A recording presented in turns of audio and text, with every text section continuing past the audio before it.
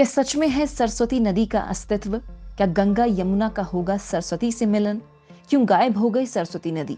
क्या जमीन के नीचे बह रही है सरस्वती नदी? दोस्तों, सरस्वती नदी का नाम तो सभी ने सुना होगा, लेकिन उसे आज तक किसी ने देखा नहीं है। माना जाता है कि प्रयाग में गंगा, यमुना और सरस्वती का मिलन होता है, इसलिए उसे त्रिवेणी संगम कहते हैं। लेकिन ये शोध का विषय है कि क्या सचमुच सरस्वती कभी प्रयाग पहुंचकर गंगा या यमुना में मिली? जब नहीं मिली, तो क्यों कहा जाता है त्रिवेणी संगम? सरस्वती नदी की चर्चा वेदों में भी है। ऋग्वेद में सरस्वती का अन्नवती और उदकवती के रूप में जिक्र हुआ है। ये नदी हमेशा पानी से भरी रहती थी और इसके किनारे अन्न की ज्यादा मात्रा में उपज होती थी। ये नदी पंजाब में सिरमौर राज्य के पहाड़ी हिस्से से निकलकर अंबाला और कुरुक्षेत्र होती हुई करनाल और पटियाला से होकर सिरसा जिले की कांगार नदी में मिल गई थी। लेकिन आज के दौर में ये नदी कहाँ है, इसका पता नहीं चलता है। ये भी कहा जाता है कि प्रयाग के पास तक आकर ये गंगा और यमुना में मिलकर त्रिवेणी बन गई थी। अधिकतर इतिहासकार भारत के इतिहास की पुख्ता शुरुआत सिंधु नदी की घाटी की मोहनजोदाड़ो और हड़प्पा कालीन सभ्यता से मानते थे। लेकिन अब जब से सरस्वती नदी की खोज हुई है, भारत का इतिहास बदलने लगा है।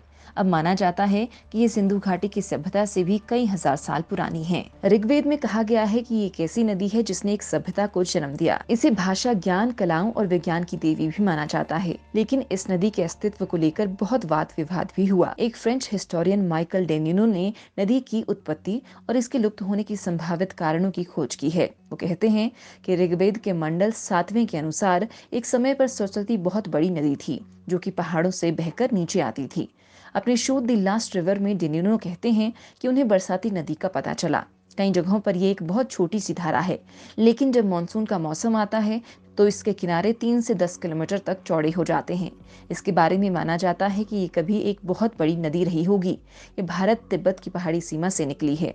डेनिनो का कहना है कि करीब 5000 साल पहले सरस्वती के बहाव से यमुना और सतलुज का पानी मिलता था।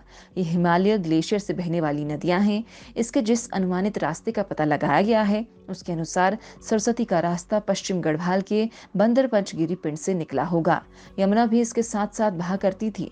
कुछ दूर तक दोनों नदियां आसपास बहती थीं और बाद में मिल गई होंगी। ऐसा भी माना जाता है कि पृथ्वी की संरचना में हुए बदलाव के चलते सरस्वती भूमिगत हो गई होगी, और ये बात नदी के प्रवाह को लेकर आम धारणा के काफी करीब है। सरस्वती सिंधु के इलाके में बड़े पैमाने पर ग्राउंड फॉल्ट्स को सैटेलाइट तस्वीरों से भी जाना जा सकता है। ये परिवर्तन सरस्वती सिंधु के क्षेत्रों में हुआ और इस कारण से सरस्वती का पानी नीचे चला गया और सरस्वती भूमिगत होकर गायब हो गई। दोस्तों, आज मैं आप लोगों को इसी सरस्वती नदी को लेकर कुछ ऐसा बताने वाली हूँ जिसे जानकर आप चौंक जाएंगे। दोस्तों, जिस नदी की तलाश सालों से चल रही थी, आखिर उस नदी का अस्तित्व वैज्ञानिकों को मिल गया है। और दोस्तों, सबसे बड़ी बात, इस नदी का सुराग उसी जगह मिला है जहां से हजारों साल पहले गायब हो गई थी। तो दोस्तों, दिल थाम कर बैठेगा, क्योंकि मैं आज आप लोगों को साक्षात इस नदी के दर्शन करवाने वाली हूँ। वीडियो को स्किप ना करिएगा और इसे अंत तक देखिएगा। प्रयागराज में संगम के नीचे मिली सरस्वती नदी। जमीन के 45 मीटर नीचे हो रहा है नदियों का संगम। इलेक्ट्रोमैग्नेटिक सर्वे से हुई नदी की खोज। दोस्तों, 7 मई 2015 को हरियाणा के यमुनानगर जिले के मुंगलावाली गांव में सरस्वती नदी के संभावित प्रवाह क्षेत्र में खुदाई का काम चल रहा था। तभी एक जगह 6 फीट की गहराई पर मजदूरों को नमी वाली पट्टी मिलनी शुरू हुई। फिर 1 फीट और खोदने पर यहाँ पानी निकल आया।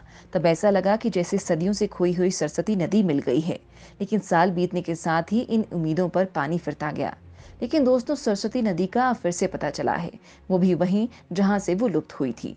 जी हाँ, ये वही जगह है जहां इसका संगम गंगा और यमुना से होगा। दोस्तों, भारतीय वैज्ञानिकों को संगम के नीचे लगभग 12,000 साल पुरानी नदी मिली है। माना जा रहा है कि ये ऋग्वैदिक काल की विलुप्त हो चुकी सरस्वती नदी हो सकती है। दरअसल वैज्ञानिक काफी समय से संगम तट पर इस विलुप्त हो चुकी नदी की खोज कर रहे थे। वैज्ञानिकों ने नदी की खोज के तमाम हाईटेक उपकरणों का इस्तेमाल किया था, और इन उपकरणों के इस्तेमाल से ही इस विलुप्त हो चुकी नदी को तलाशने की कोशिशों को एक बड़ी सफलता हाथ लगी है।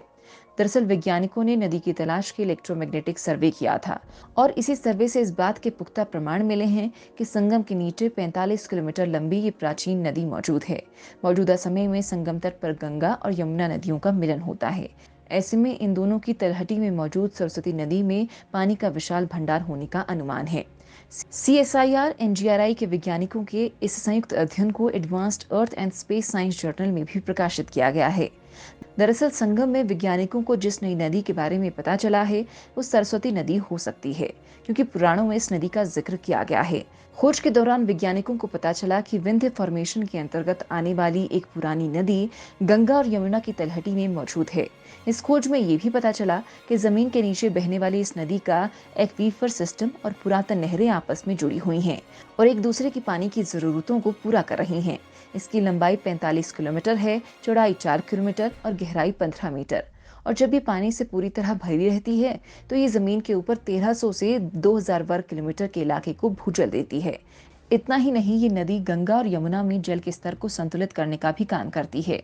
इस खोज से ये भी पता चलता है कि सरस्वती नदी आज भी जमीन के नीचे बह रही है। अब सवाल ये उठ रहा है कि आखिर वैज्ञानिकों को नदी खोजने की जरूरत क्यों आन पड़ी? तो इसका जवाब है पानी। ये तो आप सभी जानते हैं कि किस तरह से पूरी दुनिया का जलस्तर गिर रहा है और आने वाले समय में लोगों को पानी की किल्लत का सामना करना पड़ सकता है। इसी गिरते जलस्तर को लेकर वैज्ञानिक गंगा बेसिन में पानी के अतिरिक्त स्रोत की खोज कर रहे थे, क्योंकि हाल के सालों में गंगा का जलस्तर भी काफी कम हुआ है। इसी खोज के दौरान वैज्ञानिक संगम का 3D इलेक्ट्रोमैग्नेटिक सर्वे कर रहे थे। इसी दौरान उन्हें जमीन के 45 मीटर नीचे पानी के एक स्रोत का पता चला, जिसके बाद ये माना गया कि सालों पहले यहाँ सरस्वती नदी बहती थी, जो समय के साथ जमीन में समा गई और अब जमीन के नीचे ही बह रही है। दोस्तों, माना जाता है कि प्रयाग में त्रिवेणी का संगम होता है। त्रिवेणी यानी 3 नदियां, गंगा, यमुना और सरस्वती। लेकिन गंगा और यमुना को प्रयाग में मिलते हुए तो सब देखते हैं, पर सरस्वती नदी पर कई तरह के भ्रम हैं। कुछ लोगों का कहना है कि सरस्वती नदी अदृश्य रूप से बहकर प्रयाग पहुंचती है और यहाँ आकर गंगा और यमुना के साथ संगम करती है। कुछ लोगों का ये भी कहना है कि सरस्वती नदी का कहीं कोई वजूद ही नहीं है, ये केवल एक मिथक है। आखिर इस रहस्यमय नदी की क्या सच्चाई है, ये शोध का विषय है कि क्या सचमुच सरस्वती कभी प्रयाग पहुंचकर गंगा या यमुना में मिली थी? अगर नहीं, तो त्रिवेणी को संगम क्यों कहा जाता है? धर्म और संस्कृत ग्रंथों के अनुसार सरस्वती नदी का अस्तित्व था और इसे सिंधु नदी के समान ही पवित्र माना जाता था। महाभारत में भी सरस्वती का उल्लेख है और इसे लुप्त हो गई नदी कहा गया है। जिस जगह पर ये नदी गायब हुई उस जगह को विनाशना या उपमजना का नाम दिया गया था।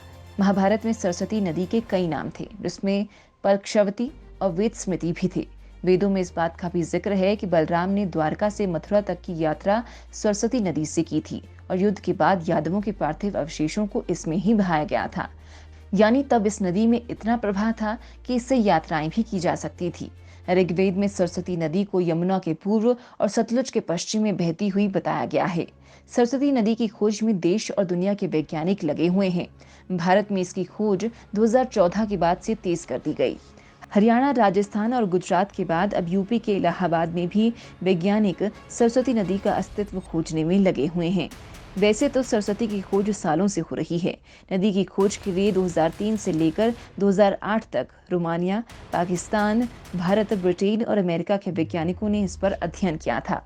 अपनी अत्याधुनिक जियोसाइंस तकनीक के बल पर शोधकर्ताओं ने निष्कर्ष निकाला कि हड़प्पा कालीन लोग अनुकूल और सहायक हालात में रहा करते थे और उस समय बारिश बहुत होती थी, लेकिन 4000 साल पहले हालातों में बदलाव आना शुरू हुआ था। सरस्वती जैसी बड़ी और चौड़ी नदी के रास्ते में बदलाव से इसकी सहायक नदियों में बाढ़ आ गई और इनका रास्ता भी बदल गया। जब नदी का पानी कम हो गया तो सूखा पड़ना स्वाभाविक था और इसके किनारे बसे बड़े शहर और बस्तियों के लोगों को पलायन करना पड़ा होगा। भूकंपों से बड़े भौगोलिक परिवर्तनों के चलते नदी की दोनों ही बड़ी धाराएं समाप्त हो गई। इसका एक परिवर्तन ये भी हुआ कि राजस्थान का बहुत बड़ा इलाका बंजर हो गया। अगर आप भारतीय उपमहाद्वीप के नक्शे पर इस नदी के रास्ते को खोजना चाहें तो आप समझ सकते हैं कि ये सिंधु नदी के रास्ते पर करीब रही होगी। सरस्वती नदी कभी गंगा नदी से मिली या नहीं, ये भी शोध का विषय अब भी बना हुआ है। फिलहाल संगम के नीचे वैज्ञानिकों को जिस नदी के बहने के प्रभाव मिले हैं वो वहीं विलुप्त हो चुकी सरस्वती नदी हो सकती है।